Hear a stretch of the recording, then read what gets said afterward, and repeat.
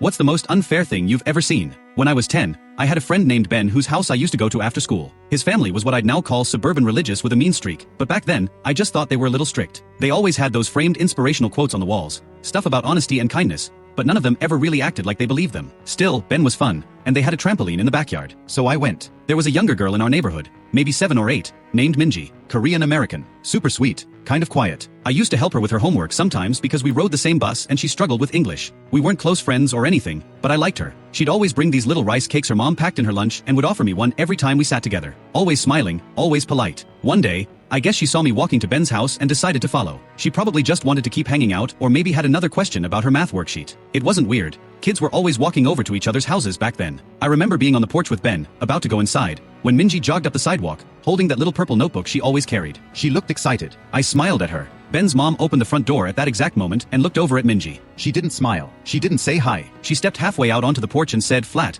"I don't want Chinese people in my house." Just like that. Cold and direct. Like she was telling someone to take off their muddy shoes. Minji froze. Her smile disappeared immediately. Then she turned and ran. Full sprint. No questions. No looking back. Ben didn't say anything. I didn't either. I was too stunned. I looked up at his mom and she just turned and went back inside, like nothing had happened. No explanation. No follow-up. Just slammed the screen door behind her. I felt sick. I remember just standing there, trying to figure out what I'd just seen. I knew it was wrong. I knew it was cruel. But I was 10. I didn't know what to do. I didn't go after Minji. I should have. I still think about that. The next day at school, she wasn't on the bus. She didn't come to class. I didn't see her for a few days. When she came back, she wouldn't sit near me, wouldn't even look at me. Her mom stopped waving to me when I walked by their house. And then one afternoon when I went over to offer help with her homework again, her dad opened the door and said, politely but firmly, "We're okay now. We won't need help anymore." Then he closed it. I tried to explain. I didn't say anything. I didn't agree with what happened, but they didn't want to hear it. And honestly, I don't blame them. The part that still burns is what happened later. Ben's mom told my parents that the whole thing had been a misunderstanding,